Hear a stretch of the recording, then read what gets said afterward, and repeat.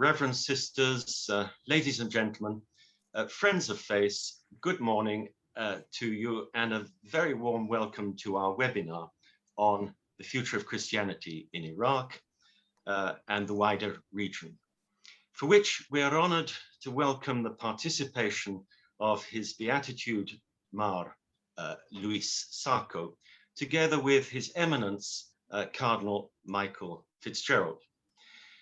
We're equally delighted to welcome all of you here.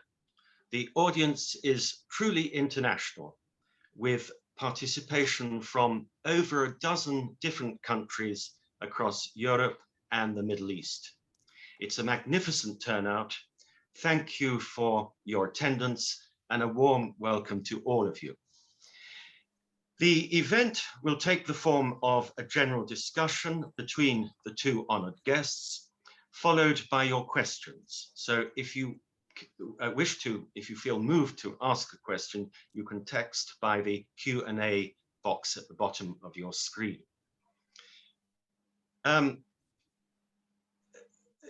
event is organized and presented by our charity, Fellowship and Aid to the Christians of the East, affectionately known by its acronym FACE, which together with its sister branch, Œuvre d'Orient in Paris, devotes itself exclusively to supporting Eastern Christians through its projects in education, healthcare, pastoral support, and interreligious dialogue.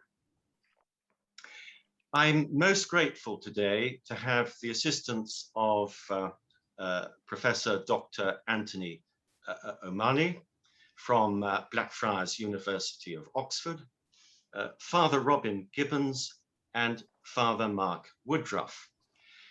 And I'm also very grateful to Ben Curran for taking charge of the technical production today and logistical organization of this event. Thank you to all of you. His Beatitude Mar Luis Sako, as Patriarch of the Chaldean Church, heads a church whose Christian faithful, the Chaldeans, are direct descendants of the peoples of Mesopotamia, whose forebears were the first to embrace Christianity at the hands of Saint Thomas 2,000 years ago, and who still to this day speak the language of Jesus, Syriac Aramaic. For we Western Christians, they provided link back via the Church of the East to the Apostolic Church, leading us to the roots of Christianity and showing us through their tradition and witness a living faith in Christ. And in the life of every Chaldean, faith has always been something unshakable. These strong people have resisted discrimination, violence, cruelty, injustice, and bloodshed. Their survival and ability to endure is something far stronger than a sense of national self-preservation. It's always been and continues to be their Christian faith and their church, the Chaldean Church, which today, in spite of all the horrendous vicissitudes of recent years in Iraq, endures and survives, and carries on in its mission to bear witness to Christ in that ancient land where Christianity first spread, and which today thrives elsewhere in the world through its diaspora.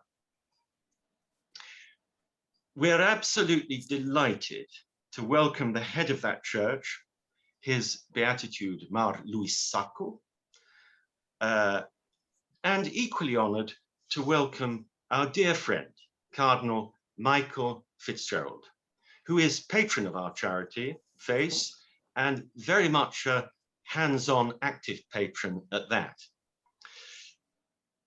Your Beatitude, Your Eminence, are you there? Yes. Your present, your Beatitude. Yes. May we see you. Okay, thank you so much, John. Show yourself. This- Good morning.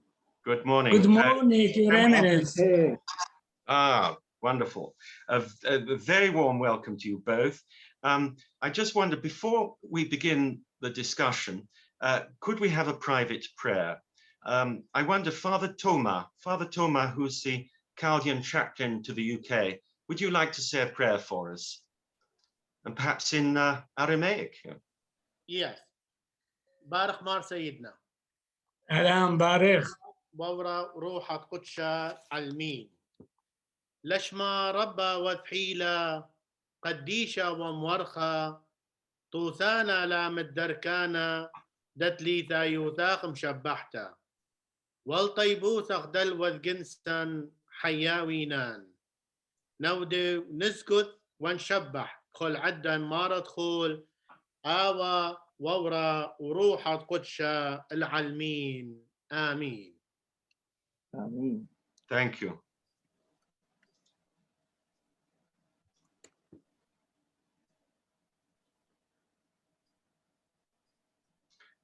So now we go into the Yes, please, Your Eminence. It's over to you.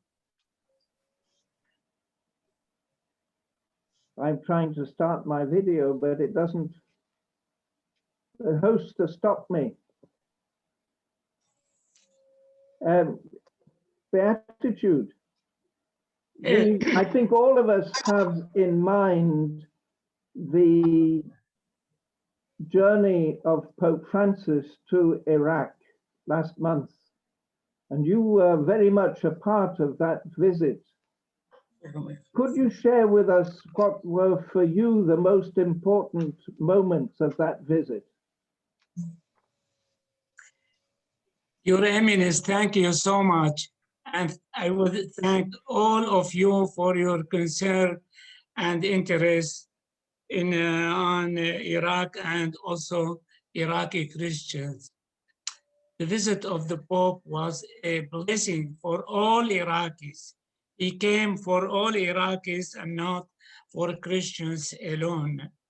And his visit and meetings with persons and the visit of towns and shrines was very significant.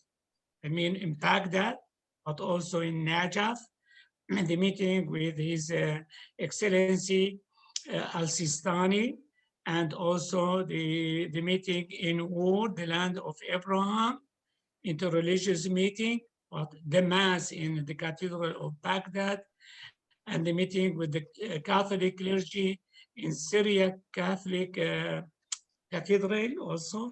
Then the travel to visit to Erbil and Mosul, Karakosh, then the Mass in Erbil. Everything was for us a blessing, and he touched the hearts of all Iraqis. Maybe much more Muslims than Christians, because Christians are, you know, accustomed with the Pope during televisions and also his messages.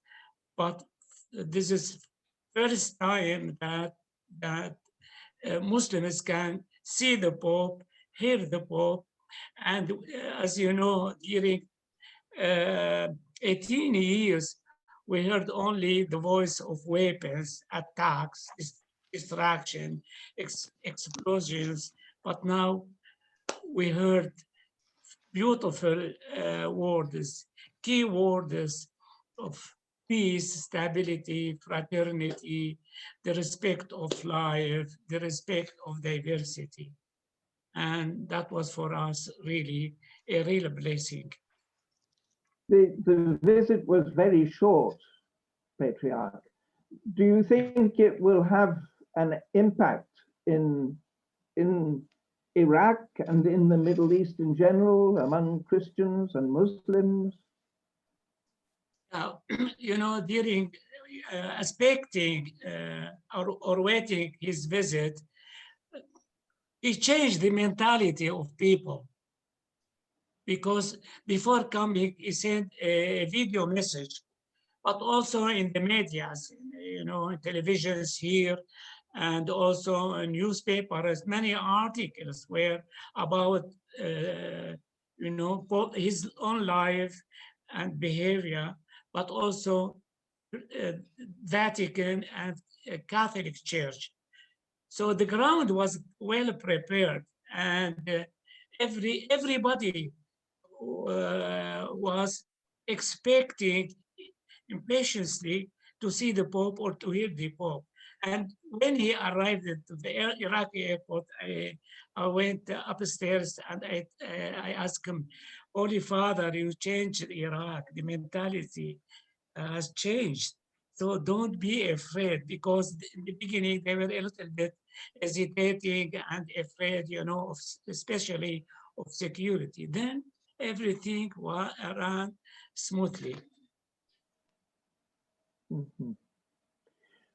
Turning from Pope Francis to yourself, you as the Patriarch of the Chaldean Church, what are your concerns, Beatitude? And how do you manage to look after your communities that, as Mr. John Fox said, are spread throughout the world, not only in Iraq, but elsewhere? You know, as a pastor of the Chaldean Church, but also as an Iraqi leader, because a religious authority in the same time is a religious leader, not only for the Christians, but also for others. My concerns were peace, stability, and especially citizenship for all Iraqis, to end this mentality of sectarianism and also this bad mentality of irrespect for those who are not Muslims. You know, the speech in some mosques, and also the mentality of some religious leaders after, you know, the impact of Al-Qaeda and ISIS, the extremism, and to finish that, to end that. And we all are brothers and sisters, as the Pope repeated many times. And also, he he made another step, a spiritual step for spiritual fraternity with during the meeting of Al-Sistani, and also the meeting in Ur, the land of Abraham, because we all Christian, Muslims, and Jews, we belong to the roots of Abraham, the unicity of God. So we are brothers. Humanly, we are brothers. Spiritually, we are brothers, but we are different. So the diversity should be respected. We are Christians, we are Muslims, we are Jews, we are Iraqis, we are men and women, we are Arabs, we are Chaldean, we are Turkmen, and so on. But we belong to the same human family, spiritual family, and at the end, we belong to the same land, homeland. Iraq is our home, is our house. And we, as citizens, we should feel that Iraq for each other is our home. And he focused on during his meetings, but also with his speeches, and we were encouraged, and a big support for all Iraqis. You know, I was with him in his, you know, his car from the presidential palace to the Syrian Catholic Cathedral, then from Annunciation to our Chaldean Cathedral for the Mass.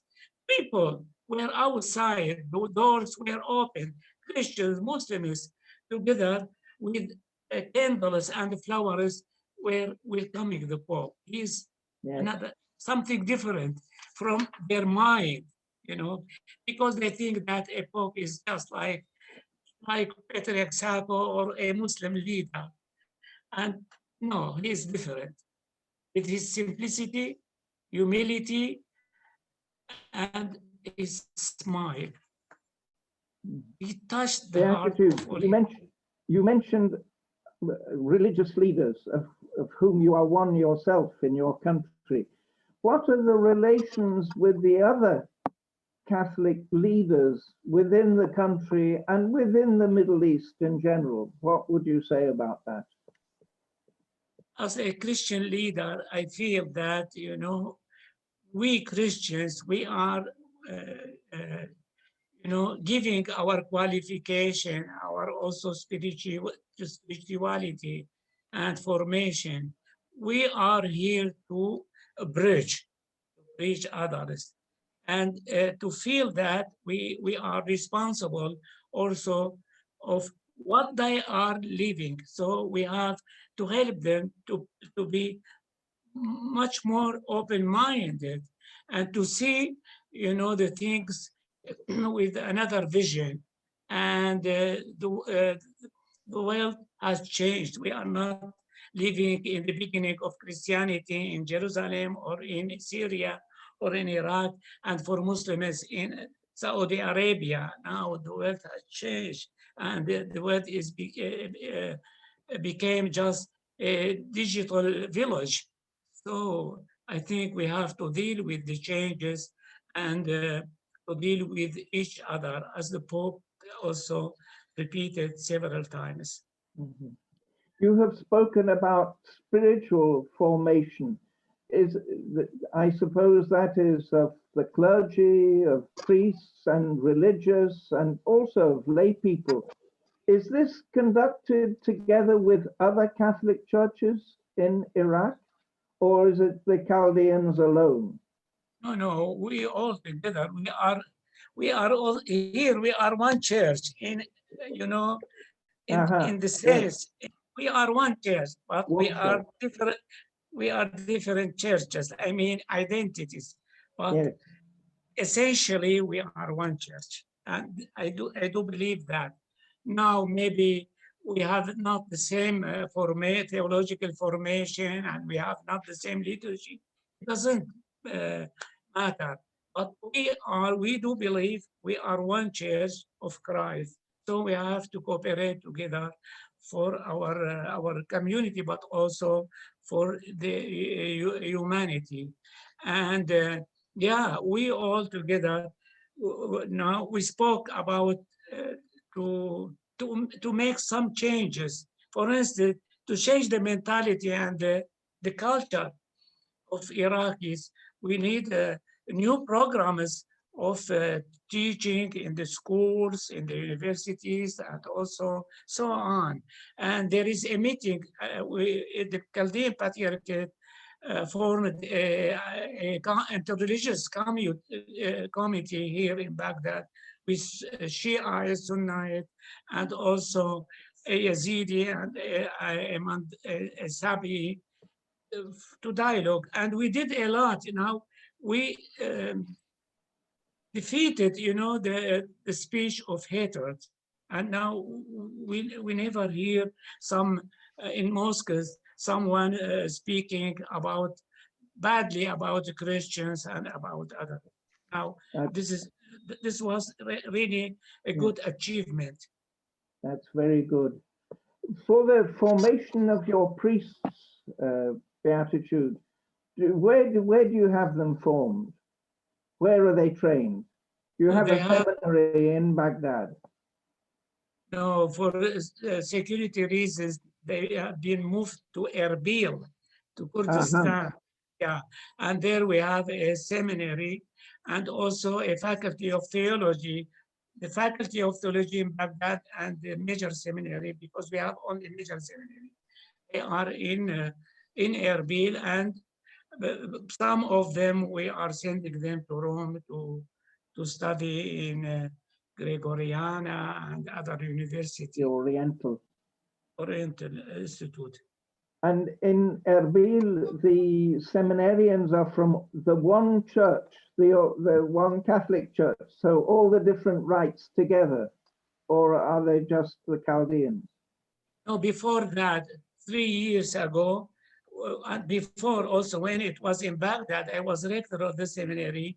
We have had Syrian Catholic, seminarians, Armenian, but also Orthodox and Assyrians.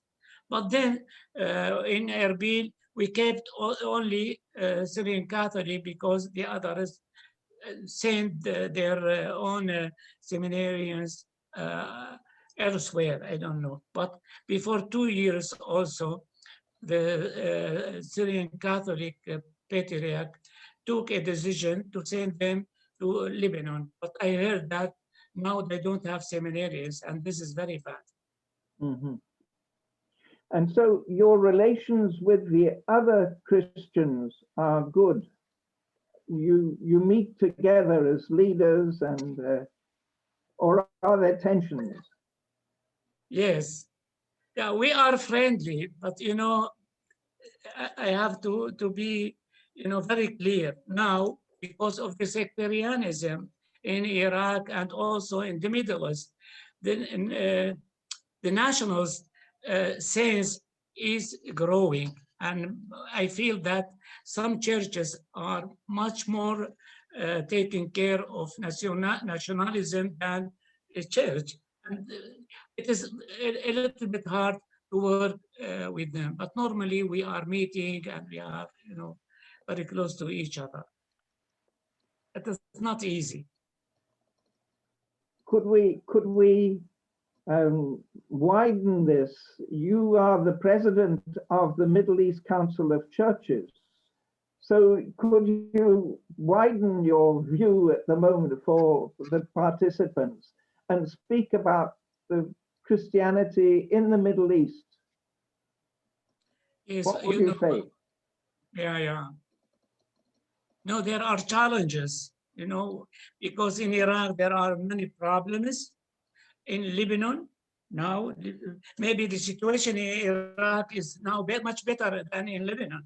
The economy is down, and in Syria, I think the whole area is facing many challenges. I was repeating in the Middle East Council, which is the only institute to include all churches and Christians and to be one team and to deal with the challenges. Otherwise, we will lose because our presence is threatened. And if we are not strong and with a clear vision and concrete plans, then we will remain less and less and a small, a symbolic minority. And this is a big loss for Christians, but also for Muslims. And as you know very well, that we are the roots of Christianity. If there will be no more roots, Christianity will remain without roots. Have you been able to meet as the Middle East Council of Churches, or have you been meeting like today in Zooming, or have you with the other leaders? How has it been in the last year or so? Since 1 year, we didn't meet physically because of the pandemic, but we met through Zoom, and now we have a new president, a new secretary general. Maybe he's listening to us. He's listening to you. I want to say to him, hello, hi. He is present. Yeah. So we are working together, but we need your help. I mean, we need the help of our brothers and sisters, Christians in the West. Without you, we will be very fragile and weak.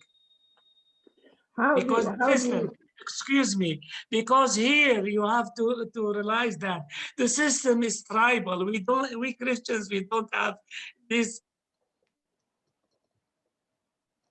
mentality, and we have no militias. So what we need is your support. I myself come from an Irish tribe, so I can understand that. Yes. Beatitude, what about the role of your Christians in the diaspora? How do you feel, what role do you give to them? Well, to be honest, I will tell you that I am convinced that the future of Chaldeans is Iraq and not in diaspora. Yeah. Or also Syriacs is Syria, or Maronite is Lebanon. If they are outside, with time, they will be integrated in their new society with 100 years or less and more. So normally the bishops in diaspora, we are meeting, we are our synods, but we are also writing to each other or calling and so on. And I am also sending priests as I can to them to follow up our community there. But the future should be for us, we should focus on Iraq. If there will be no more Chaldeans in Iraq, then in diaspora, that will be a pity. Yes. So, and that would hold for, as you say, for Syrian, the Melkites and the Maronites and... This is our land, this is our history, our tradition, our language. And when we go out for good, then we have to start with a new language, new traditions, a new society, a new mentality with other churches. What will remain from Iraqi or for Chaldeans and others? Let's move on to something else, Patriarch. You mentioned the importance of brotherhood, of fraternity. And as you well know, Pope Francis, together with the Imam of Al-Azhar, signed a document on human fraternity.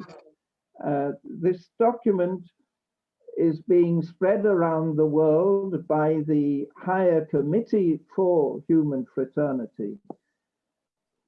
Now, Pope Francis, during his journey in Iraq, met with al-Sistani, Ayatollah al-Sistani, a Shiite leader.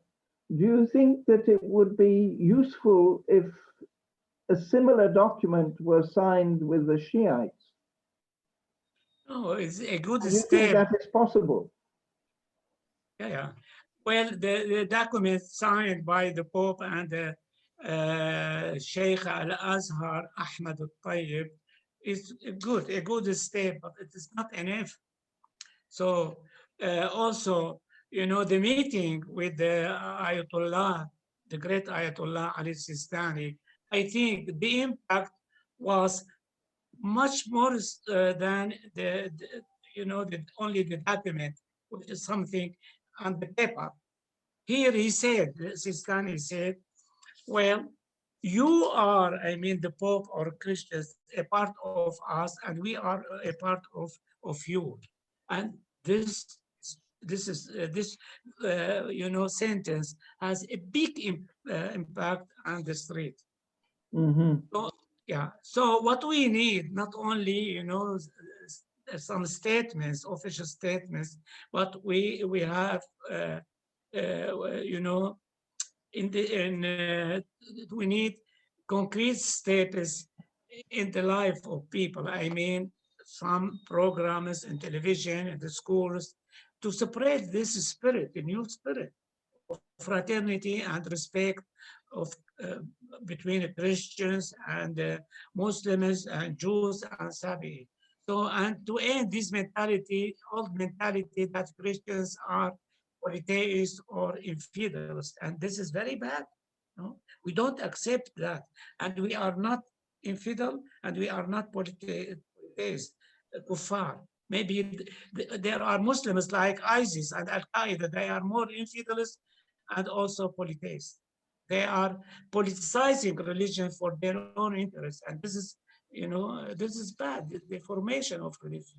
I think something should done in concrete and not only some statements, official statements. Mhm. We're in the month of Ramadan at the moment. Yeah. Yes. And it's on record that during Ramadan, when you were Archbishop of Kirkuk, you brought together Christian and Muslim leaders to make a political statement to end conflict and division. Yeah. So Yeah. have you any counsels to us, any wisdom that you can share with us in that matter? Yeah, many times, I try to do the same, in the capital with the political leaders and also Muslim leaders. But the problem is much more complicated here in Baghdad because the corruption, each one is looking for his own interests or the sectarianism. I am Christians, I am Sunni, I am Shi'i, I am Arab, I am Kurd, and so on. So there is nothing, about the citizenship and Iraqi nation. We are one nation and we are not divided. So if I have some particularism, that doesn't mean I am not Iraqi or I am someone outside. I think many times, I am writing some articles about citizenship and about a secular regime to separate religions from the state. They are two things, different things. Religion has its own principles which are stable in Islam and also in Christianity, but policy or politics is something for looking for the interest, how to rule, a nation, and very changing. But I think the only future for the countries in the Middle East is to have to set up a secular regime just like you, and to respect the religion. Secular regime doesn't mean it is opposite to the religion.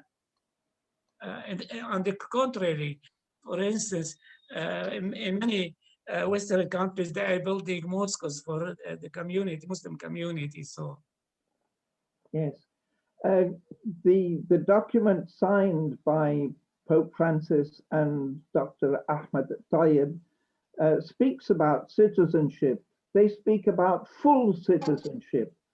How would you understand that full citizenship? To separate religion from the state. This should be very clear. And Al-Sistani many times said, we need a civil regime, not religious or sectarian. But I don't know what he means by that. But this is, also a good statement. I think he should explain it and focus on and strongly with the, political leaders. And now, they are killing people in the name of religion. How to accept that? It is a shame. Yesterday, a Tunisian killed a lady with a knife because she is Christian and he is Muslim. Where are we going on? Yes. It is terrible. But the leaders condemn that, don't they? I know, but they have to do something, not only condemning. So, and do something, what would you do? Education. Education. No, I think now we are preparing a book the committee, interreligious committee in Baghdad, we prepared already, but we didn't publish it. A book that Christian will present their own faith, Shi'i, the same, will do the same, and Sunni and Yazidi and Sabi. Then we will give it to the government to use it in the, in the schools and universities. Mm-hmm. And This that, is, when do you expect that to come out? The book? The book is, is ready, but I don't know when they will publish it. I hope very soon. Yeah.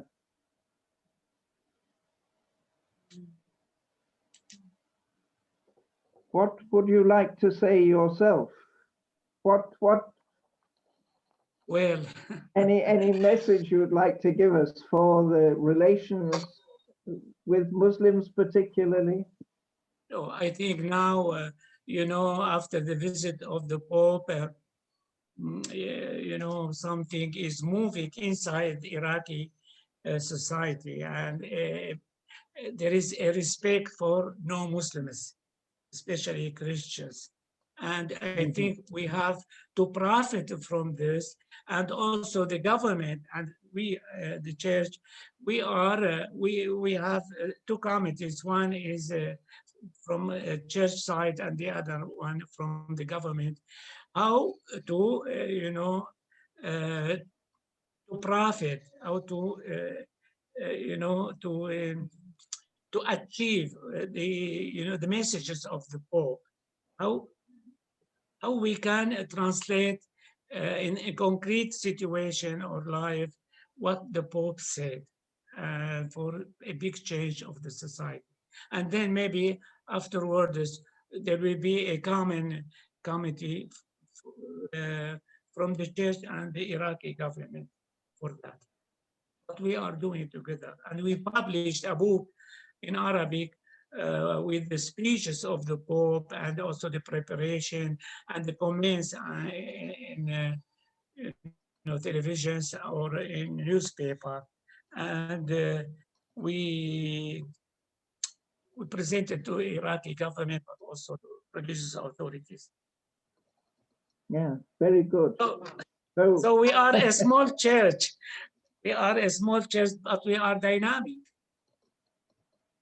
I'm going to ask John Adam Fox to come in and to ask you some questions, some more practical questions, maybe. John, would you like to come in?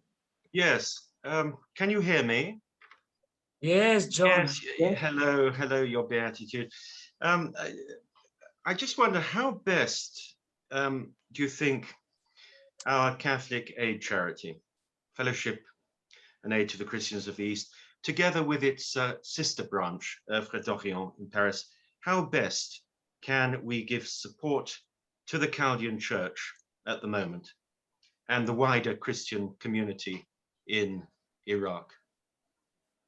I think, you did a lot. The Christian agencies, the Bishops' Conference during the Exodus in 2014, by ISIS, you helped a lot the displaced people in Erbil, in Duhok, in Baghdad, because during 3.5 years, you gave them foods, housing, schools, and you kept in their souls, the hope and also to be attached to their land. Many of them left, but they stayed. And after the liberation of Nineveh Plain and Mosul, and you worked a lot to restore the houses, schools, churches, infrastructure, to help them and encourage them to go home. And I will tell you that 60% of displaced people went to their villages now to Teleskov, Batnaya, Bakofa, Karamles, Bartella, Karakosh, and 70 families to Mosul.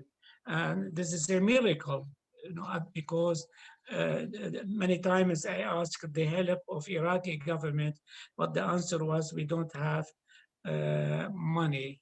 And without you, I think that the Christians will leave for good the country and live in a tragical situation. And we are very thankful for you, for also the others, and for your church, because also Cardinal Nichols came to visit them in Erbil, and Prince Charles gave a lot of money to help people in need. And we are really thankful for you. I wonder if Pierre Sabatier-Guerrat would have a question on this subject. Can you hear me, Pierre? Yes, John, I hear you. Pierre is president of Œuvre d'Orient in Paris. Good morning, Beatitude. I'm very... Bonjour. Bonjour. I'm very glad to hear you and to hear how you organized this wonderful journey of the Pope in Iraq, and you convinced not only the Pope but the Curia as well to undertake this journey. And what in the line of what you told us, I would like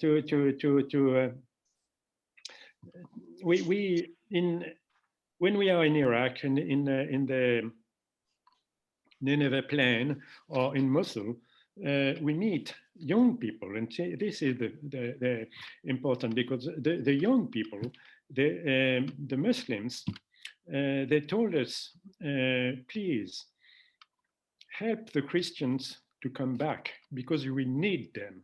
We need them. Could you please elaborate on this need of the Muslim society to have the Christians within this the society, and why those young people want to have a reconstruction of their country with the Christians? I think the problem is, the trust, how to trust after, 3.5 years being outside their homes, and they suffered a lot from the ideology. I mean, sectarian ideology and ISIS, Al-Qaeda, and in one night, 120,000 people left their homes with only their clothes, and this is not easy. I know as Christians we have to forgive, but also we ask the others to change their behavior, their mentality, their culture. And this is, I think, very basically to encourage people to go back home. Because I will tell you that until now, this ideology is not defeated, it's still strong. And the Christians are afraid to go to Mosul, for instance. I know there are many Muslims, young people, they are welcoming and helping Christians, encourage Christians to go home. I remember 3 years ago, after the liberation of Mosul, I went to say the Mass in St. Paul church, our church in Mosul, and young Muslims, young people, boys and girls prepared the church, which was destroyed, prepared the church to say the Mass, and they brought everything. This is a good sign, but Christians need much more trust, with others. And young people are good persons. They don't have, the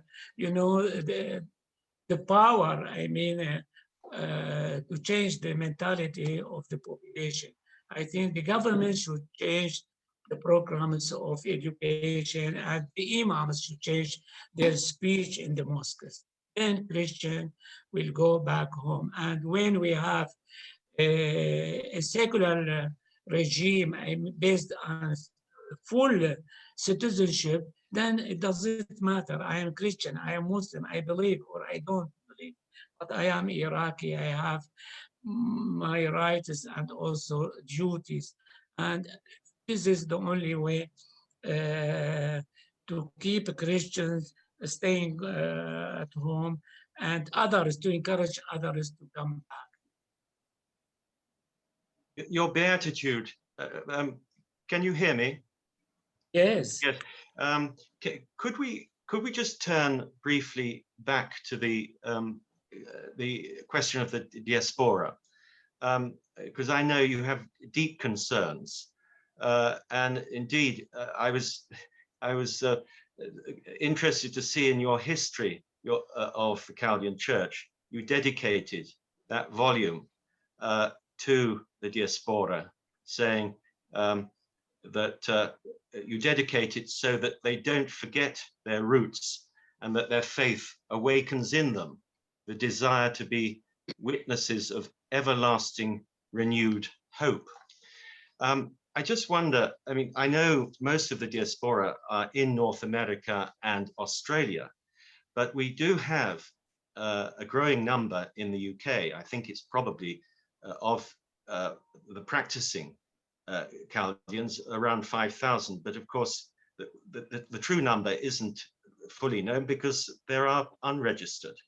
But I think it would be helpful to know how best can the Catholic Church in the UK serve the Chaldean communities in the UK so that Chaldeans remain faithful to their tradition while feeling part of the wider Catholic Church.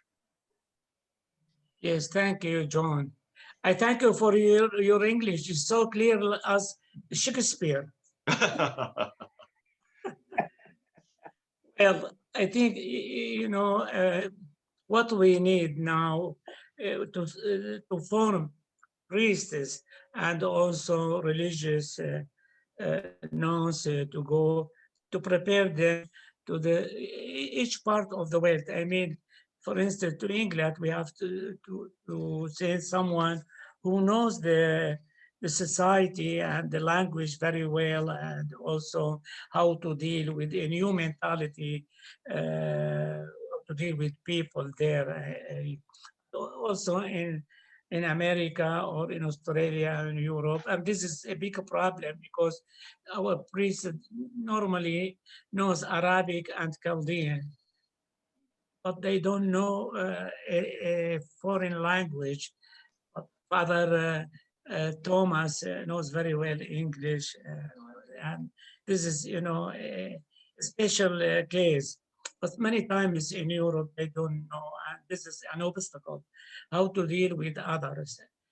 And also, we don't have churches, our own churches, according to our liturgical structure, and also how to translate the books in English or French or German and other languages.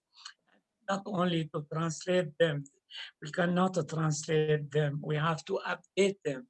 Now we did in Arabic with a new vocabulary just to help to be accessible to Muslims also, an incomprehensible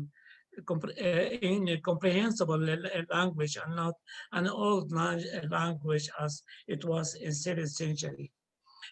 Translating something from Syriac or from Arabic without knowing, for instance, English, an Englishman should also look at it.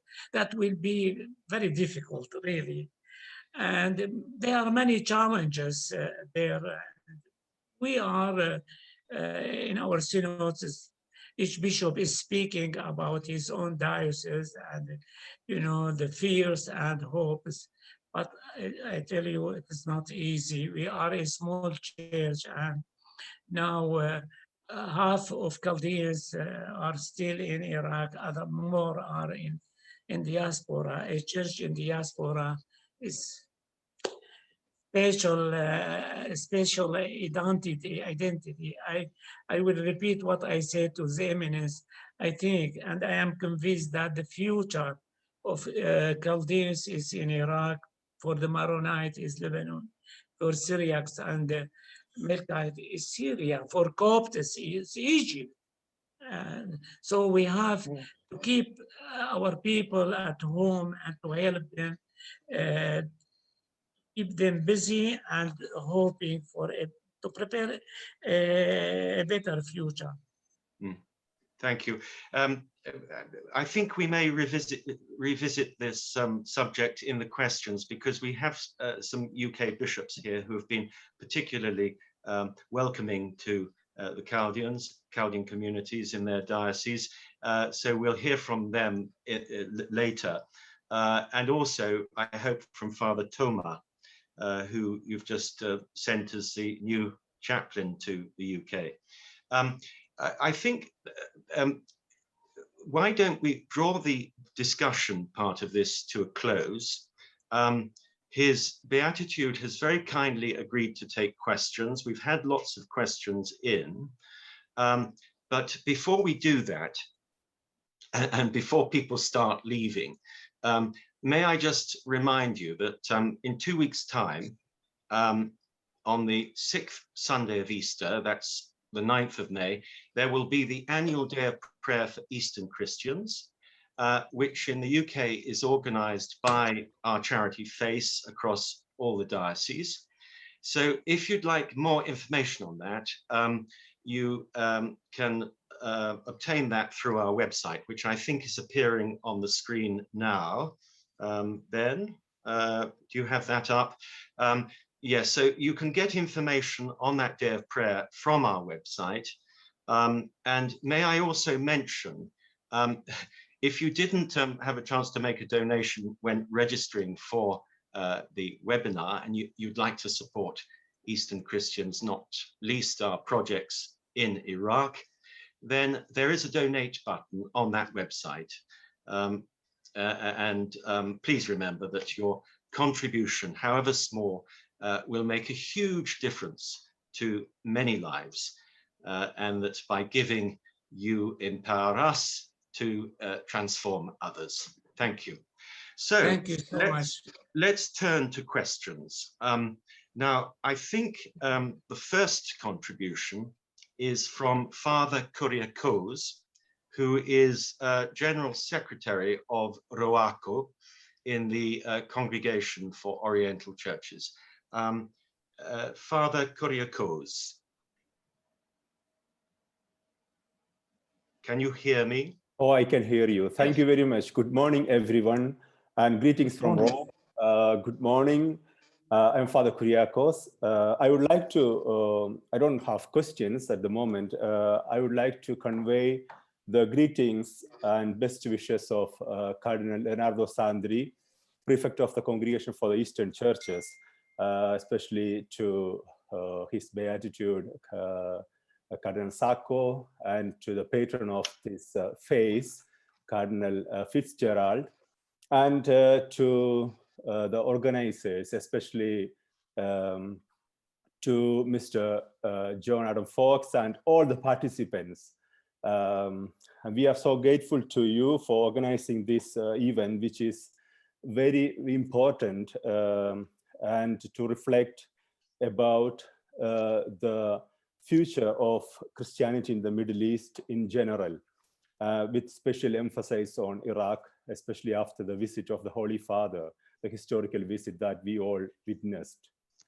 As we all know, the presence of Christians, we don't speak about numbers here, it's just about presence. The presence of Christians is very important in the Middle East as a whole, especially in Iraq, because, you know, the Christian presence is undoubtedly is a reality in these countries from the first centuries.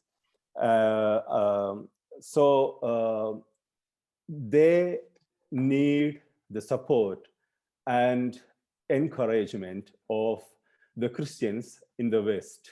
There is no doubt about it. They all need it. And Cardinal Sako emphasized during his question and answer session this fact. This is not just financial support or encouragement, it's just more than that, spiritual and encouragement and support, which is very important for their existence and their contributions in the Middle East. It's not just in the Middle East, because the Christians have migrated to many other countries, and so the Western countries have to think also about the Christians who are living in their own countries, for example, in the UK or in England, Germany, or in France or in the United States. So supporting the Oriental Catholics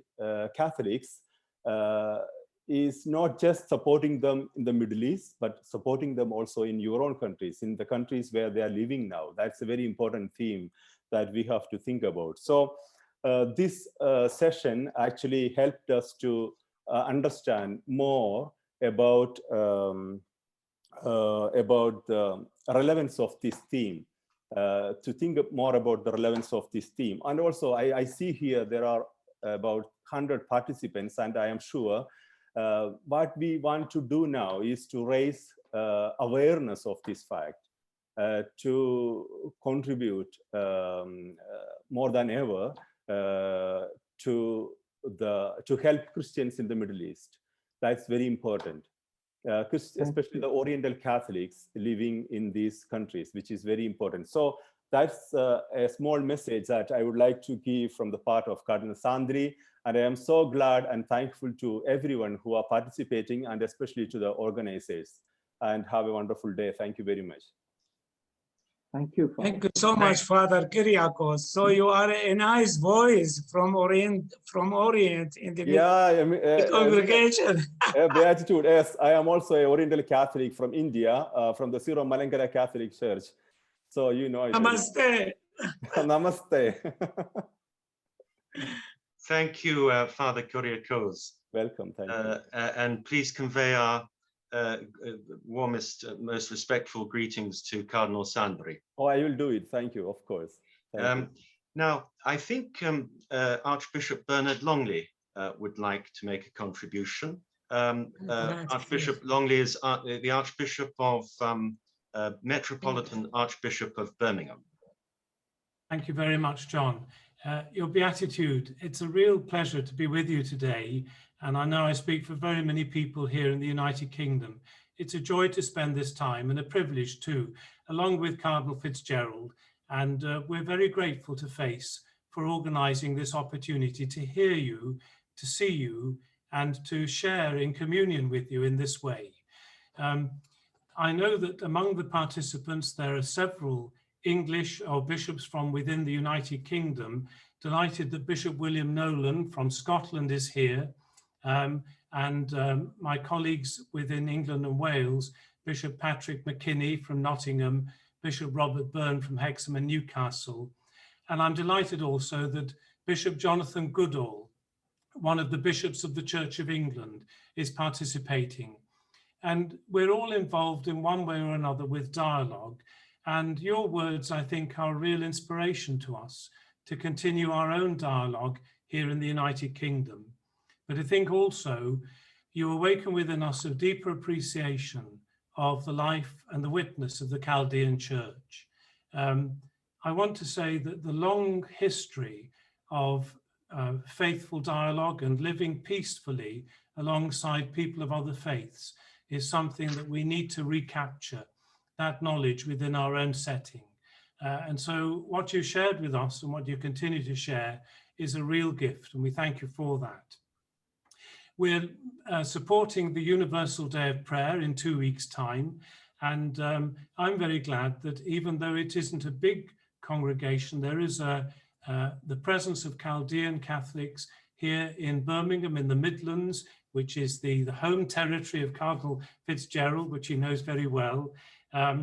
but that we do have Subdeacon Dr. Subi Zora. He is working with Monsignor Daniel McHugh, who is our coordinator for chaplaincies and for especially for the churches of the East. So I think a deepening awareness of the history and the way in which being a Catholic involves an appreciation for the churches of the East. That's something that's deepened in our experience. With this long history, I think we feel that we can learn a lot, because I live in Birmingham, which is a multi-ethnic community where relations are on the whole very good with Muslims, with Hindus, Sikhs. There's the second largest Sikh community in the UK here in Birmingham, Buddhists and Jews alongside the other Christian churches. But I wonder if I could ask you, and I know Bishop Patrick McKinney has asked, is there any hope looking to the churches of the East for a closer move towards a reunited Church of the East?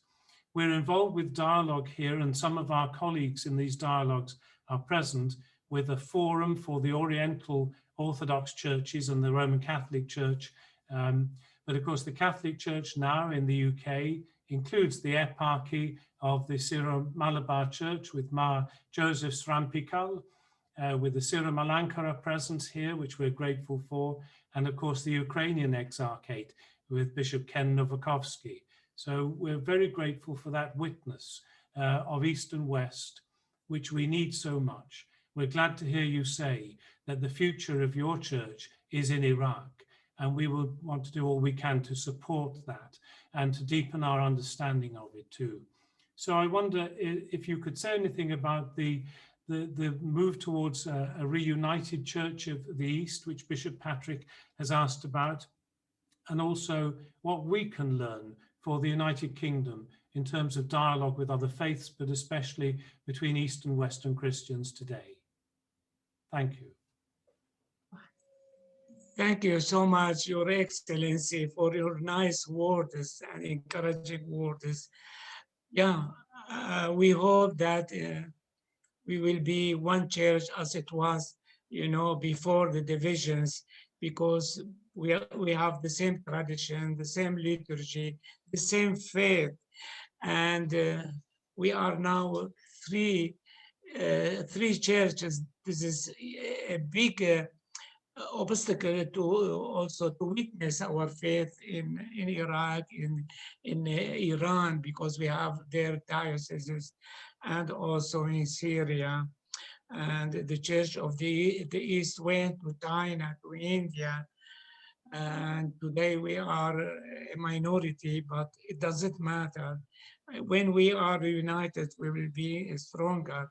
I hope so. We have good relationships with the East Syrian East Church, and now they will have a synod, and we are waiting to see a new patriarch.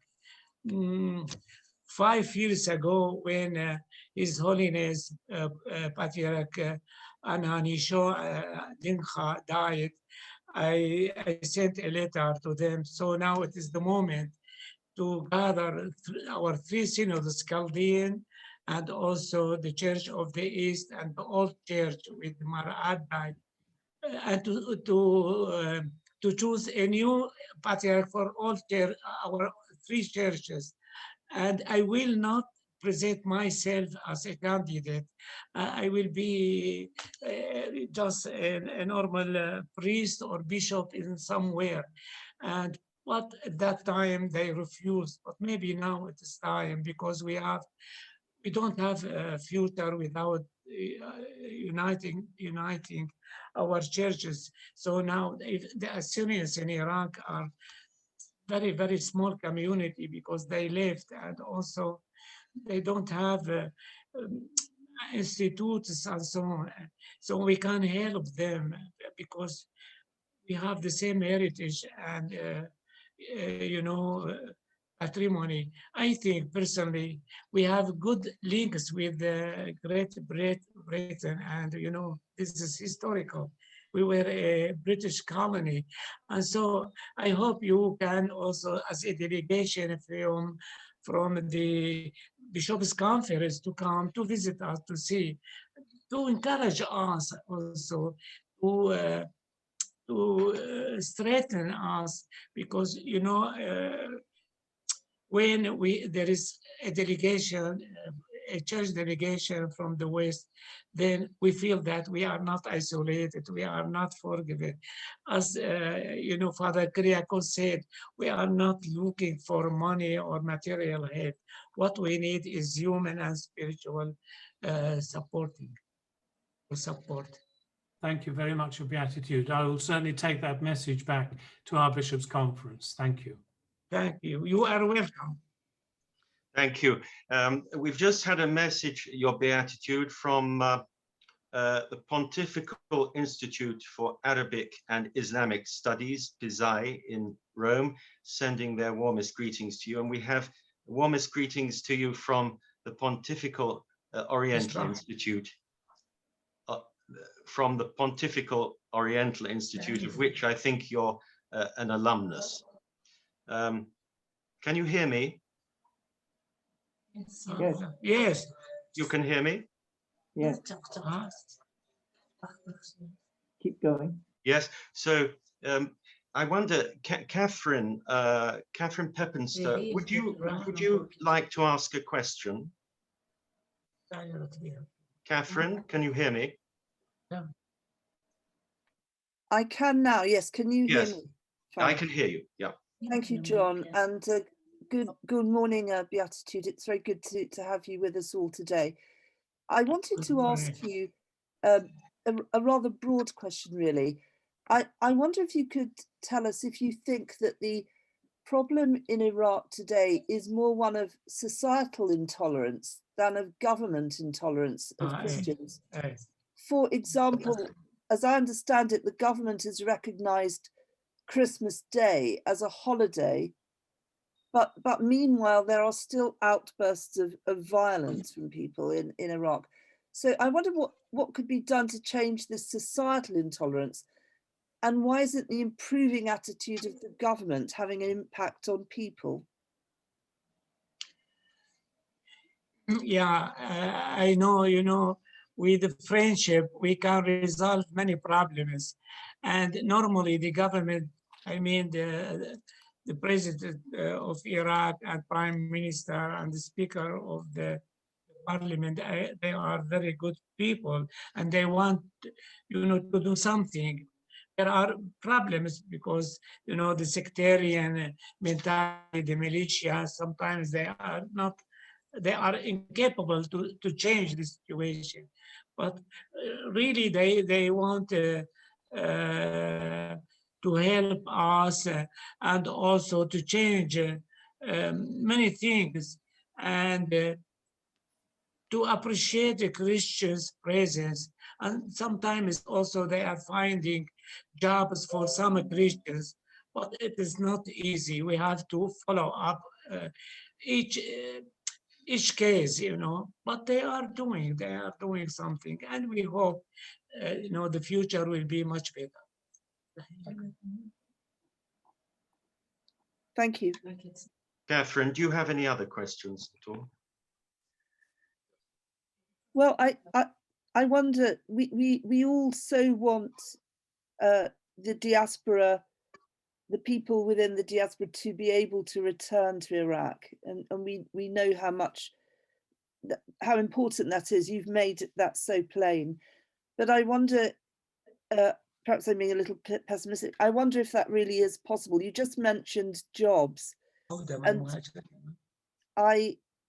I understand that it's very, you know, there's still discrimination, and I wonder, how, you know, really will people be able to return to Iraq unless they can have a true future for themselves and their children? Yes, I think, you know, coming back to Iraq is not easy in today's circumstances. The government should prepare good conditions life for them, services, security, stability, also jobs, and then maybe many Christians will come back home because they are isolated from their history, from their people, from their neighborhoods, and from their land. They want to come back, but how now? It is not easy because of many challenges. When I spoke about, a secular regime in which each Iraqi citizen feels that Iraq is his home and he is free, he is respected, his dignity, then many people will come. Iraq is, a rich country, and our villages can be a small paradise for them, all together, But I think we need more time, and also the government should change the situation and to create a real secular regime, the separation from religion from the state, and not politicizing religion for some political or economic interests. We need more time. I wonder, Father Thomas, can you hear us? I wonder if, I hear Father you. Thomas, would you like to make any remarks upon this subject? Yes, no problem. I appreciate it for everything, and that's a great meeting, great Zoom meeting. And Beatitude Cardinal Sako, Sayyidina Barakmar, and thank you so much to join with us with the Cardinal Michael. And I have some comments to mention the visiting Pope in Iraq. We are all, our community in UK, they waiting for that. And we're preparing to visit, to join with this visiting. But as you mentioned, and as you know, about that pandemic virus corona, and was very hard, very difficult to go there. And we tried, but was very hard. And Holy Father John Paul II, one time he want to visit Israel, and he's transit in Lebanon. They asked him, Holy Father, why you don't visit our country? He said, your country, I saw it from the plane as a flash camera. When the camera took pictures, just a second, less than a second, and it took everything, the whole pictures, the full pictures. The Pope Francis, and I very, very thanks the Cardinal Sako. He worked very hard for this visiting. This is an historical visiting. And the Pope Francis, when he's visiting some places in Iraq, that is meaning, for me as an personal, that's meaning he's visiting all Iraq, from north to south, from east to west. And for the whole community. It's not only for Chaldean, not only for Christian, for the all Iraqi nation. This is a big historical statement he gave it to us. And I appreciate it. Cardinal Sako is working that very hard to preparing. It's not easy. I went in Iraq since 2015 till 2018. Really is no safe in the beginning, no safe, no security, no basic foundation over there. But overall, the Pope Francis, he's visiting all that, and he preparing for that visiting. Did you hear me?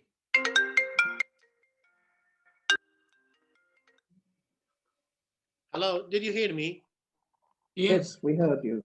Yes, and this was a historical visiting, and was an excellent visiting to meet Pope Francis and all in Iraq. And this is the first thing. And one question is coming from the Cardinal Michael. He asked about what we have to do after this statement assignment from the Sunni leaders and from the Shi'i leaders in Iraq and Sunni in Egypt. I believe for that, me and Robert, we talking just when we heard our patriarch and our Cardinal Michael, and we'll see. It should be from the beginning when they start the study, as the patriarch Sako, he mentions, change the book. That's meaning change the education from the beginning. As a child, they have, I'm sorry to say it, wash brain. That is very difficult. From they are young and now they are to become an older and older and growing with that bad education has become like an ISIS and become like an Al-Qaeda, like become like terrorist people.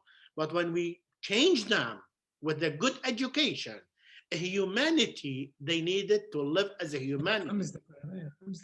Thank you, Father. Thank you, Father Thomas. Thank you so much. Let's go back to John. Yes. I wonder, does Elise Allen from Crux, Elise, do you have a question? Good morning. I do, and thank you all for this presentation. It's been very interesting to hear your thoughts today. I had a question for both of your eminences. It's kind of a two-part question. Both of you, in different ways, have been involved in Christian-Muslim relations for your entire careers. I was curious, in your view, to what extent do you think Iraq today is critical to the broader question of Christian-Muslim friendship? That is, if Christians and Muslims can come together and build a future in Iraq that is based on equality and collaboration, would that have a ripple effect across the Middle East and beyond? And on the other side, if things implode in Iraq, I guess, and Christianity there becomes virtually extinct, would that also have broader implications? In other words, is Iraq kind of a make or break proposition for Christianity in the Middle East today? Thank you. Thank you so much for your question. I think this is, the hope of all. Just like one community and one Iraqi community, when Iraqis are united and they are working as one team to build their country, then others will learn from them. We will have an impact in Syria, in Lebanon, and so. And what we need, I think, is the international community should help us and support us for this big project, how to build a real, a real state of citizenship, of law, and ending sectarianism, and also this mentality and the barriers between religions. I think the interreligious dialogue is, has an impact to guarantee, the harmony between religions and also between people. If I may answer also, Beatitude, may I give an answer too? Yes. I would say that each country of the Middle East is different. And so what happens in one doesn't necessarily happen in the other. But it can be an example. For instance, Lebanon was considered as a message by Pope John Paul II. He said Lebanon is a message because, but we know that at the present time, Lebanon is in great difficulty, economical difficulty. And much of the solution is out of the hands of the religious leaders. It is dependent on the West also, because sanctions don't help really, and they prevent people from, having a prosperous life. They often inflict harm on those who are not responsible. I don't know what the government representative of Great Britain would say to that, but So each country has its own tradition and its own makeup.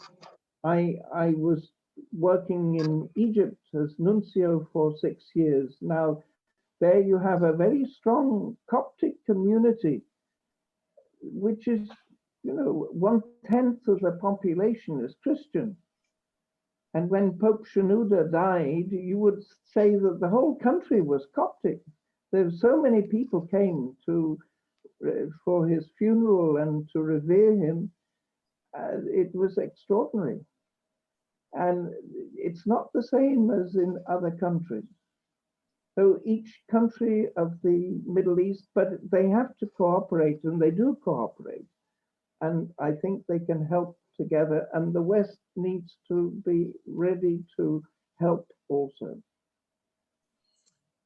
Your Eminence, you know very well the situation, maybe much more than me, situation in the Middle East. Lebanon was a message, but now no more. I'm outside. I'm part of the diaspora now. No, you know, the message, when you have a message, you have to achieve it and to in the concrete life, in the spot, because something speculative or theoretic is good, but not touching people. And now the situation in the Middle is economic. And the war is for economic interest, not religion is exploited. And the religion is politicized, has nothing with what we are living. But this is just like an umbrella. I think we have to work all together for a new Middle East, and the others should not look only for their own interest, and dividing people and making clashes and conflicts, which they have nothing with real situation. And I think the actual conflicts are basically economic and not. They have no plans for the Middle East, in Lebanon, in Iraq, and in Syria. Why? What is happening in Syria? So I just to question why we are changing a bad regime for another worse. Your Beatitude, it might be a good moment to bring in Dr. Michael Abbs. Can you hear me, Dr. Abbs? Michael Abbs, General. Yes. Yes, I was muted, and now I can. On this subject of the need for a new Middle East. Over to you.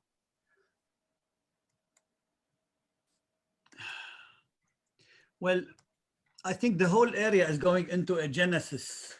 It's a sort of reconsideration of structures and of relationships.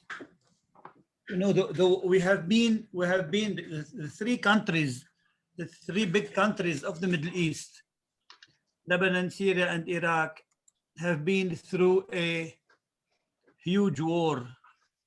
Lebanon from 75 to 90, and then Iraq from 91 or something till later, a decade and a half later, and then Syria now. So this war is putting the social structures on a new basis.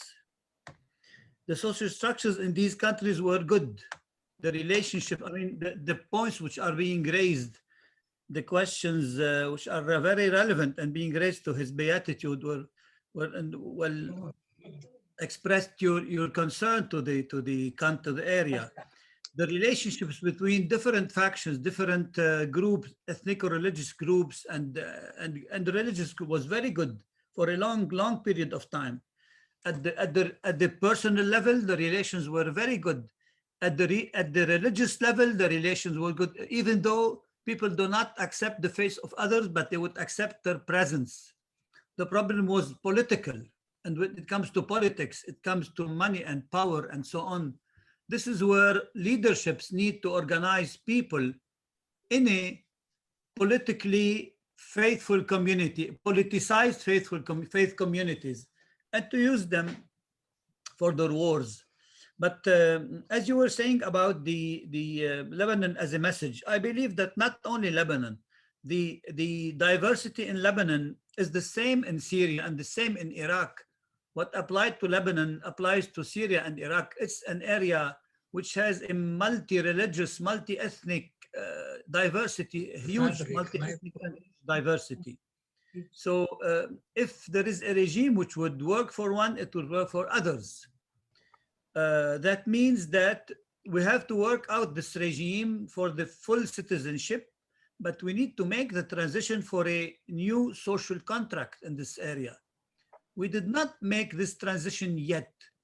We're in a even though we had industry, we have very good medical sectors and banking sectors, education, but at the mental and the cultural level, we did not make yet the transition from the pre-modern to modern society.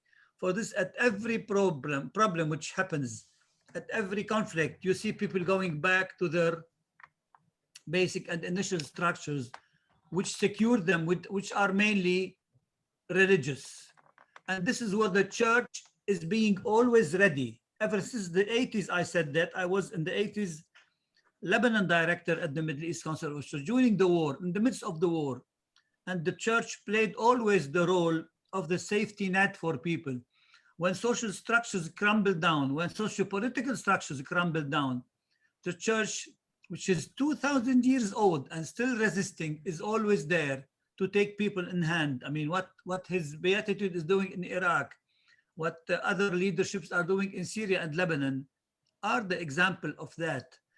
The churches are being the helping hand, which is preventing people of becoming worse in worse situation. The economic situation in Iraq was very bad. Now it's improving. Now in Lebanon, in Syria, we're too bad. The churches are there with their very little resources, helping the people. The spiritual as important as the material. So we are in a transition. We are in a generation, and the outcome is not easy to imagine. It depends on the interventions from outside. The outcome should be very good result, provided we can make this transition. In Lebanon, it's very difficult to make now or to imagine now. And I would say the same for Syria. Iraq made a sort of transition. I wish that it would be stable for a long time. But we still thank you. Will be the message for humanity, for multi-religious and multi-ethnic coexistence or living together. Thank you. Thank you, Dr. Abs. Being an aid charity, we try to be eminently pragmatic. I see we've just had a message from the general public, from Mikhail Yasso, addressed to you, your Beatitude, asking, can Iraqi Christians abroad help you further? Do you have access to resources to support vulnerable people in need of advanced medical help, or higher education, such as availability of scholarships?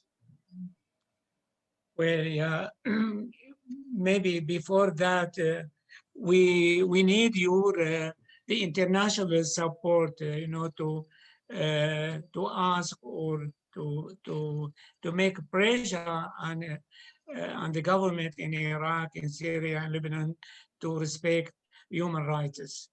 This is very important, and also, you know, to reform the constitutions and all laws, and they don't function now because they are not suitable for our society.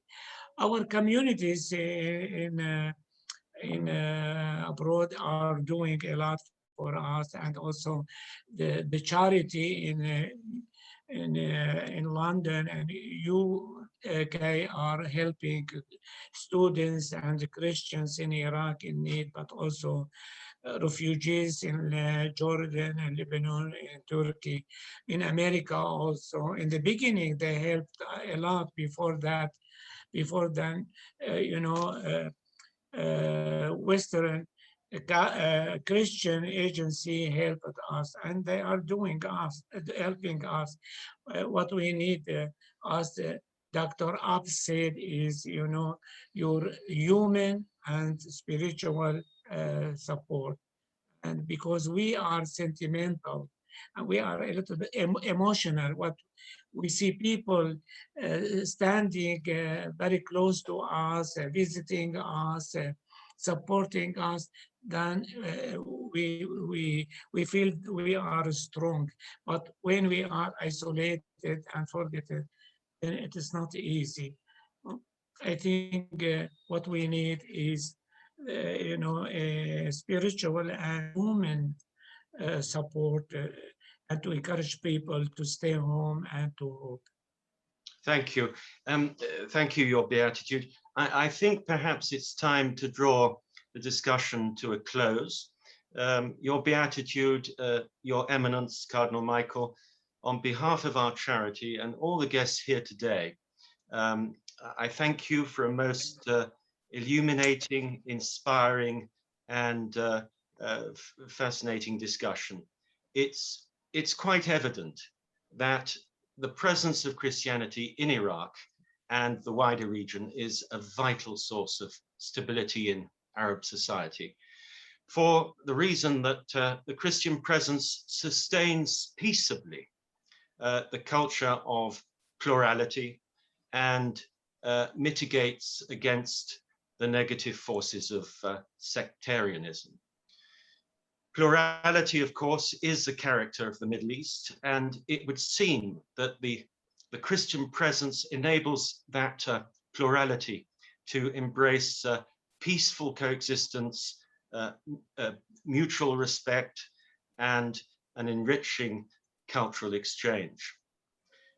But what is sure, Your Beatitude, what is sure is that the presence of Christians in your homeland enables we Christians in the West, indeed Christians right across the world, to be reminded of the source of our faith, and gives us a direct link to the origins of the universal church.